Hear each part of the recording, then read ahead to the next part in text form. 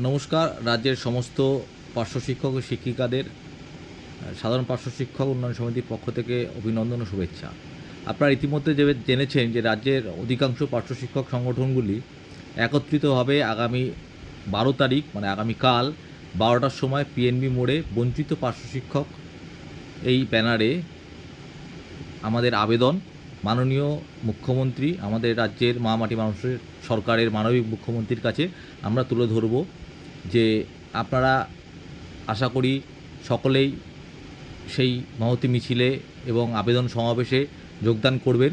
আপনি নিজে আসুন, আপনার নিজের স্কুলের সকলকে নিয়ে আসুন এবং সার্কেলের অন্যান্য টিচারদের সঙ্গে যোগাযোগ করেও নিয়ে আসুন।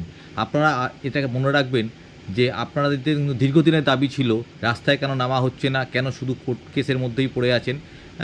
রাস্তার আন্দোলন প্রয়োজন আছে এবং সমস্ত সংগঠন এক হওয়ার প্রয়োজন আছে। সেই আপনাদের দীর্ঘদিনের দাবিকে মান্যতা দিয়ে আমরা যখন সব দিক বিবেচনা করে এরকম একটি আবেদনমূলক সমাবেশ এবং মিছিলের আয়োজন করেছি, সেই মিছিলে যদি পর্যাপ্ত পরিমাণে লোক না আসে তার কিন্তু একটা ভুল বার্তা সরকারের কাছে যাবে এবং চিরদিন আপনারা তখন কিন্তু এই সামান্য বেতনেই কিন্তু আপনাদেরকে কাজ করে যেতে হবে।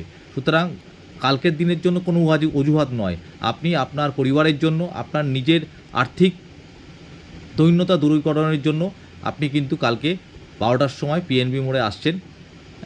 তার কারণ এই সুযোগ কিন্তু আর জীবনে বারবার আসবে না। কারণ আপনারা যদি সবাই আসেন তাহলে কিন্তু নেতৃত্বরাও অনেক